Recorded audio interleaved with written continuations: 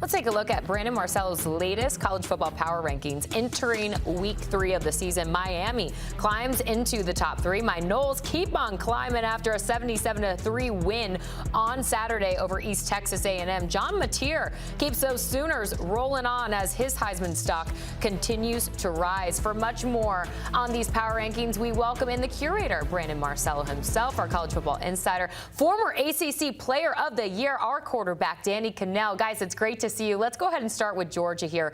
They fall out of the top 5 after not covering versus Austin Peay. Their first test of the 2025 season will really come this weekend at number 15, Tennessee. Brandon, what should we expect out of the Dogs as they begin SEC play? Well, I want to see more out of the offense, some more consistency there. You know, this past weekend was, I don't know, maybe it was the weather delay, but the 28 points is the fewest at home in 2 seasons. The margin of victory was the smallest in 9 years against an FCS team. I've got some concerns about Georgia offensively. Defensively, I think they're better than they were last year, and they were pretty darn good last year. But again, I'm wanting to see some stuff from the offense, but also in the trenches. The trenches is kind of what held them back a little bit last season and going and making a deeper run into the playoffs. The big test this week against Tennessee that I think is going to show a lot, not only about Georgia, obviously, but also Tennessee and just really the health, I think, overall of the SEC as a conference. Yeah, I'm with you, Brandon. I want to see more from Gunnar Stockton, who I still think is very much a question mark, like what the ceiling could be for the Georgia Bulldogs. If he plays the way he has in these first couple games, I think the ceiling is maybe an SEC championship appearance. I don't know if they can win the SEC unless he takes a step forward. And more importantly is, where have the explosive plays been? Like across the country, we saw teams putting up huge numbers against lesser competition. Think Ohio State, Bama, Oregon, Florida State, like programs that have better talent. They were just able to find explosive plays. They couldn't find them. Zachariah Brandt, the transfer from USC, was supposed to be this dynamic playmaker. He only had 3 catches for 17 yards, was a little bit non-existent. I'm torn because there's a part of me, Brandon, that's like, well, maybe they're holding some stuff back, but they better be ready to find it because that trip to Knoxville is not going to be easy. And, you know, Knoxville, Tennessee just found out they're without a couple of their best secondary players. This should be an opportunity, and yet I'm a little bit tepid on whether Georgia's going to be able to take advantage of that with the quarterback play that they've seen so far. Let's get to Florida State here. Followed up that upset win over Alabama with their largest win in program history, beating East Texas A&M 77-3. Danny, how great does it feel seeing the Noles right back where they belong in the top 10? All right, Jordan, it feels great. I'm a little bit upset though with Gus Malzahn because Gus Malzahn was in his bag versus East Texas A&M. I'm watching this game and he's showing all these exotic formations and they're stretching the field and they're getting all these big plays. And I'm like, why are we showing this now? Just run 2 backs in the backfield, get in, get out. And yet it was a explosive performance. I mean, they had in so many different players. I do think probably the biggest thing for me, 2 things. Deuce Robinson looks to be the real deal. He had a couple touchdowns. Squirrel White also injured in that game. So that's like your worst nightmare. It was a hand injury. Hopefully he'll be fine, won't miss too much time. But this is exactly what Florida State fans have been desperate for after watching a completely inept offense last year. You got what you wanted in your quarterback and Tommy Castellanos, who looked dynamic as a thrower, kind of took that next step, and you really got what you wanted from Gus Malzahn. But I'm a little bit upset they were emptying out the bag versus East Texas A&M, although something tells me Gus has got a few more tricks up his sleeve the remainder of the season. Yeah, Danny, I know Gus very well. I can tell you this. He's a lot like Madonna. He has reinvented himself. He's the new Gus Malzahn. In the past, he would hold back in games like this and felt like he had to hold things back for other opponents, not put it on film. But now he just wants to put everything out there on film to show everybody. But he's still got more in the bag. Trust me, he's got more hidden in that deep, deep, dark bag of tricks up his sleeve as well. But I think for him, he just wants to get these players confident and having fun. In the past, I think he limited that with some of his players in games like this. He wants football to be fun for these kids, and especially for a program that obviously is breaking in his new offense. And I think it's just going to take some time here for them to get even deeper down that bag. Again, Danny, I'm telling you, there are things he's not not showing you yet. It seems like he threw everything out there. I'm with Danny, but he also put everyone out there. Mike Norvell actually said that around 90 players saw action on Saturday. That's nearly the entire roster. It was fun to watch. Let's get to John Mateer, who continues to ascend into the Heisman Trophy contention as Oklahoma beat Michigan. Brandon, how impressive has the Sooners transfer quarterback been to you this season?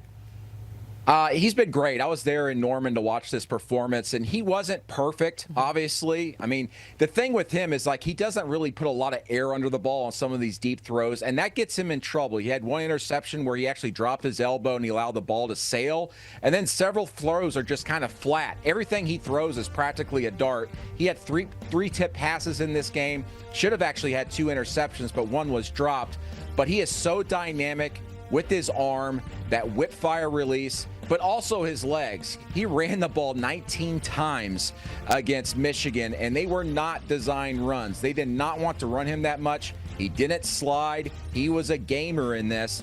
And I think the big thing for him is he's just confident because his offensive coordinator has been Arbuckle, who was his OC previously at Washington State. And they're so close in age. Arbuckle is only 29 years old. They're like a big brother, younger brother type of situation. I mean, they call each other names, are always laughing around. But when it gets down to business in the film room, man, Arbuckle is super serious and very honest with him about his mistakes. He's only going to get better for here. I mean, but still, to put up 344 yards total and 3 touchdowns against that Michigan defense, very, very impressive. I mean, he's changed the perception of what Oklahoma can be from the outside, but I think most importantly, inside that program, the players around him believe that he's a difference maker, and he showed that ability. And I think teams take on the personality of their head coach, and they take on the personality of their quarterback. And both, Brent Venables, known for the defensive mindset, takes over the play calling. They did a really, really good job. There were 2 big plays. If you take those away, Michigan hardly did anything all night. And then for the quarterback, I mean, we've seen programs completely shifted. We were just talking about Florida State. Look at what Thomas Castellanos has brought to that program. Last year, a Cam Ward, Vanderbilt, Diego Pavia. Like, all of a sudden, you get a difference maker, and it totally changes the confidence in that locker room. And I think Mateer brings a ton of confidence to his teammates, and he plays with a ton of confidence. That's why I kind of describe it as a roller coaster ride, because there's some ups and there's a little bit of those, your stomach drops because you're like, oh no, he didn't just throw that, or the ball gets tipped. Like you mentioned, Brandon, a couple balls could have been intercepted. They didn't. But he is a difference maker for the Oklahoma Sooners that I think that has them deservedly in the conversation for an SEC contender and a playoff contender. All right, lastly, you guys, it's time to give credit when credit is due. South Florida has taken the college football world by storm. They are now number 11, as you see here in the power rankings, after ranked wins over both Boise State and now Florida. They will try and get a third this weekend at 3 Miami. Danny, what chance do you give them? I give him a chance. I'm a little bit upset with Brandon, though, because I don't think he's got him high enough. I'm going to call him out for some brand bias. If USF, we were just talking about a couple teams, if they had a Florida State logo, if they had an Oklahoma logo, if they had a Michigan logo, like if they were a blue blood and they came in with any expectations, they would probably be top 5, let alone top 10. And if they do this unthinkable, because nobody in the country plays a tougher 3 games than they do, if they pull off that upset and do it 3 games in a row, I think they will be a top 5 team and deservedly slow. But right now, as far as resumes goes, nobody has 2 better wins. They dominated USF 35-7, and then to go into Gainesville, and I know they didn't win by a big margin, but physically and maybe at quarterback as well, which should be a little bit alarming for DJ Lagway fans, they looked like the better football team. I still don't know if they're getting the credit they deserve. We'll see if they can go out and do it for the 3rd time in a row. Now, I spoke to Alex Golish on Sunday after their big win, and he told me that this was a game against Florida that they would not have won last year. And he gave me a couple of really prime examples. I mean, remember, they led Alabama, or actually they were within 5 points of Alabama late, and then they end up losing by 4 scores. And then also there was a game last season where they were against Miami, who they play this week. They were up 15-14 with less than 2 minutes remaining in the first half. They ended up losing 50-15. He thinks the difference with this team is that everybody's come together. Everybody's been on that roster for the most part for the last 2 to 3 years. They understand the process. And more importantly, quarterback Byron Brown is healthy. Remember, he missed 8 games last year. He's the engine that keeps this thing running. And as you mentioned earlier in the segment, Danny, everybody kind of takes on the personality of your head coach and your quarterback. Well, the team, I think, in a lot of ways last year had the personality of their head coach, but when they were on the field, they were missing that personality with the quarterback at times.